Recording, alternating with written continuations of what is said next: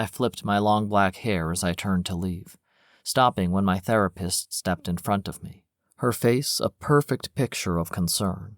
Her eyes, though, those were filled with anger. She wasn't worried for me. She just saw her money walking out of her office. I really don't recommend that, Layla. Your problems... I don't have any problems. There's nothing wrong with being a little. Daddy just didn't understand, and that was why he made me come and see you. I'm not living with him anymore, and he can't control what I do. So goodbye, Dr. Brenda.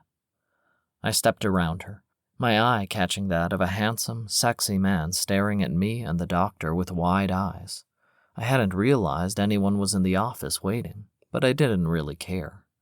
I wasn't ashamed of being a little. There was nothing wrong with it, and I refused to think otherwise. Screw everyone else and what they thought. Tearing my eyes away from the man, I walked away from the fuming therapist. She called my name, trying to stop me, but I gave her a vulgar gesture, grinned at her offended gasp, and then stepped out onto the street. No one would try to control me ever again. I felt like getting the most chocolate cake I could find and eating it all in one sitting. It would probably make me sick, but right then I didn't care.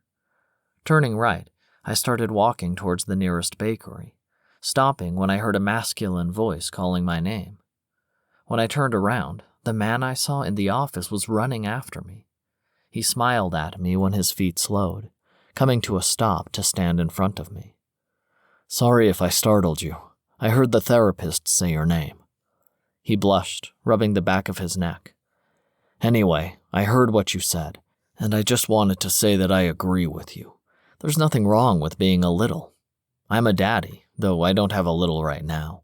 There's this thing called recess that a bunch of littles and daddies go to. I go there every month, and the next recess is a week from today." He stopped suddenly, his cheeks blushing again.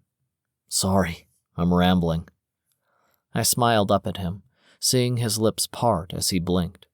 I wasn't sure what that reaction was for, but I didn't ask him about it. "Thank you. I feel free not going to her again. She's been so stifling, and I held my hands out, twirling around several times quickly. I can be myself finally. I feel like I could fly." He chuckled, cocking his head to the side as he watched me. "Then fly away and be free." "I'm going to go get cake." I smiled at him again, grabbing his hand. "Come with me?" I didn't know why I was inviting him, but I wanted to. I wanted to get to know him better, to get to know the man beneath all the muscle he had. He took a step towards me like he was going to agree, and then stopped. "I want to, but I can't. I was only at the therapist because I was going to talk to her about getting over my fear of fire. My boss required it, and now I have to tell him I didn't go and hope I don't get fired for it." He really did look like he wanted to go with me, and I let go of his hand, still smiling. "If it's meant to be, you'll keep your job."